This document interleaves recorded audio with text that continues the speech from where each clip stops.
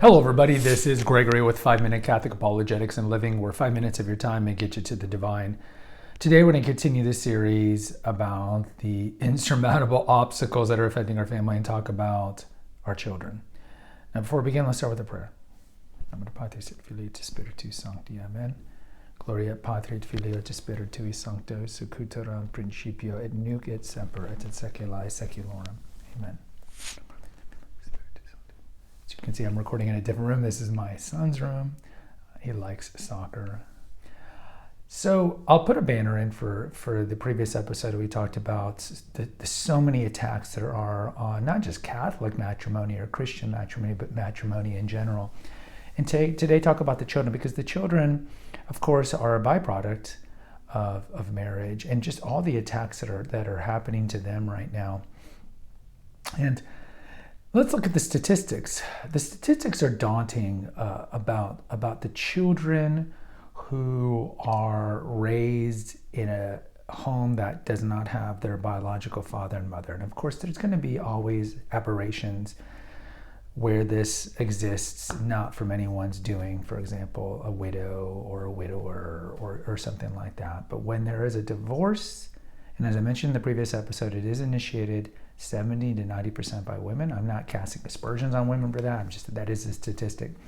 So when there is a divorce and the kids are living in separate houses. Now, the statistics are pretty clear on this. It's not, let's go through the statistics of children not living with their biological father in the house. So there's something called the stepfather effect. There was a big Australian study that came out probably about 8 years ago that showed that the children who are not being raised in a home where their father is there present have up to a 40 times more likely chance to be sexually and physically abused, 50 times more likely to be murdered, 15 times more likely to suffer an unattended death, kind of like a drowning in the pool.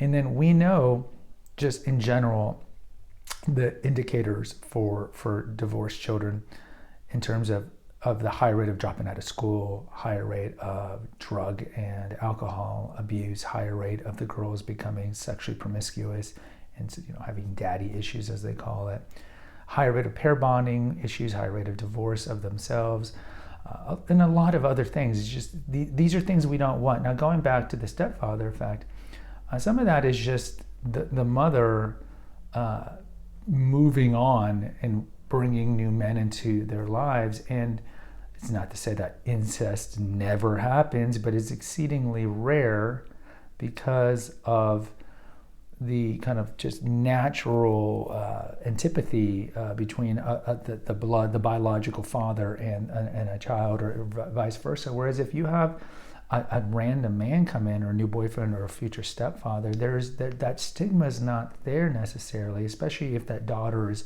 14, 15, 16. And so it just opens up the door to problems. And then also in terms of just strife. So even if you separate those statistics, strife is bad for children as well. So if you stay married, but there's a lot of strife, yelling, dysfunction, and so forth, that also raises those indicators that I had mentioned before about dropping out and substance abuse and so forth. So there are some studies that indicate that if you can divorce and there be low strife, you don't have these issues. So strife, whether it be in the marriage, or you see it quite often post-divorce, how the exes are fighting and they use the children who are put in the middle, and it's unfortunate for them. And then the children end up with an assortment of psychological problems as well. So we need to bring back the indissolubility of marriage, which we talked about in a previous episode, which is sorely lacking. Certainly, I mean, you probably saw the dents of this in the Victorian era, but definitely since the advent of no-fault divorce in 1970. So concomitant with that would be the decline of Christianity and decline of Christian values. I mean, you could really even go further back. Martin Luther was the first of the Protestants. And one of the things he pushed was that marriage was no longer a sacrament. And you can find in his writings some of the views that he has on marriage. If you guys don't know, he was a priest who then married a former nun, Catherine Van Bora. And as a whole, as the kind of the progenitor of the Protestant movement, Protestants in general, and again, there's going to be exceptions, but their view of marriage was certainly different. And you can see that borne out today. especially with the mega churches, but in practically all the Protestant churches where divorce and remarriage is totally fine. And we have videos here about how Christ said that that was not fine at all. So we got to fix marriage. But even if you look at the children, look at all the things that the children are being attacked on today, especially if they're going to, certainly a public school, but even a private Catholic school. We talked about how there was a study done by Pew about how only 12% of Catholic children today will be Catholic when they're 30 years old. And those are kids that go to a Catholic school. And the percentage for public school kids is only 6%. So your kids are likely going to lose their faith, and we pray that they come back. But there's a host of problems that they have today, and it's normally because of, look at the values that we had today. Like when I grew up, we were watching reruns of The Waltons and Father Knows Best and even Brady Bunch. And now what are kids watching? There's so much filth. I'm not going to be all grandfather curmudgeon, all those filth, but let's be real. There's so much stuff on television that is completely anti-Christ, and that's contrary to the message of Jesus Christ and his church. There's just so much stuff that's going against parents in that regard. And then if you look at social media as well, with certainly TikTok and Snapchat, Instagram, all these things, studies are clear there. The more time somebody spends on social media, in particular Instagram, the higher rate of depression, the higher rate of eating disorders, the higher rate of suicidal ideation. So clearly, and cyberbullying, of course. So clearly, we don't want our children on unlimited time on any social media, or even unlimited time on television. Like I was certainly raised on television, and I ended up okay. And I was fortunate that I didn't ever gravitate toward porn, for example. And I watched mostly G.I. Joe and Voltron and so forth. But look, it's best that we protect our children. I don't think that's anything revelatory that I'm mentioning here. And I understand that a lot of people, the people who do watch this channel, if you have children, a lot of you have your kids in Catholic school, or even better, you homeschool your children. So the benefit, of course, of homeschooling is that you can filter whatever outside world influences they're getting much better than even if you're at a Catholic school. We know a lot of the Catholic high schools and certainly Catholic universities have gone left, and they allow a wide variety of things. There's Catholic high schools. My former Catholic high school, the all-girls school next to it, has allowed, they have an LGBTQ group. You see universities having the vagina monologues, and the list goes on and on. So you're dealing with all these outside influences that are affecting kids. The big one we have today, of course, and I always say that we've lost this culture war battle, is on same-sex marriage, homosexual marriage. I think the most kids don't understand why the church teaches against it, and to reinforce that, they'll get messages from their schooling, their teacher, or their friends how the Catholic Church is wrong, it's bigoted. And so you're already dealing with that, where it's not fair that they can't get married. So if you are not filtering what they're getting, you're already in an uphill battle. And the other uphill battle, of course, now is with the transgender revolution, which of course was presaged by the homosexual marriage thing, to have the LGB, and then eventually you're going to get the T. And it's a major problem. It's a major problem in public schools. I know teachers who they have 5-6 kids, and every year that their birth name is Jenny, but they want you to call him Jim, and if you don't call him that, you can get written up or called in by your principal.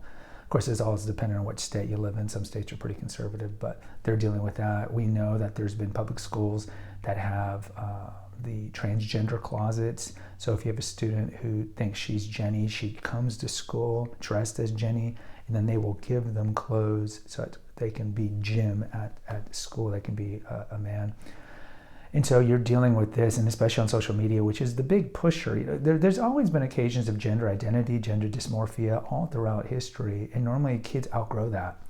But now that they're seeing in social media, they're seeing it with their peers, and it's mostly female to male. It's almost all female to male. You don't see a lot of boys identifying as girls.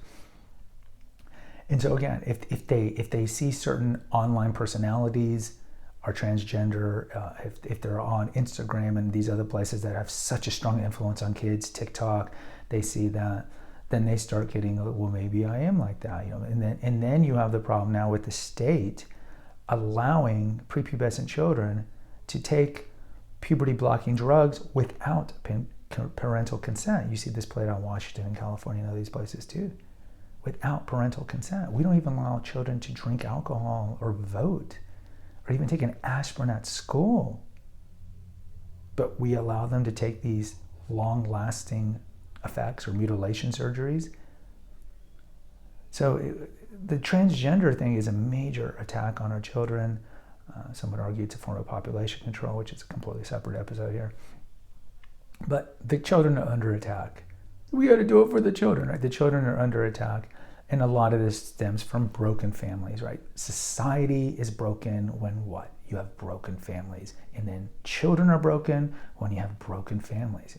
It's the composite. Society is a composite of families. So when families are doing well, society will be functional and salutary, healthy, and vibrant, and forward-moving, and I would say Christian. And once you've turned your back on Christianity and you kind of indulge either knowingly or unknowingly in culturalist Marxist beliefs, in atheist beliefs and moral relative beliefs and postmodern beliefs and everything that we're imbued in today, then you're seeing the breaking down of the family and therefore the vulnerability and breaking down of children. I mean, we're not even talking about the abuse that happens to children and all these other things that are so prevalent right now, and the illegitimacy rate and all the things that come from that.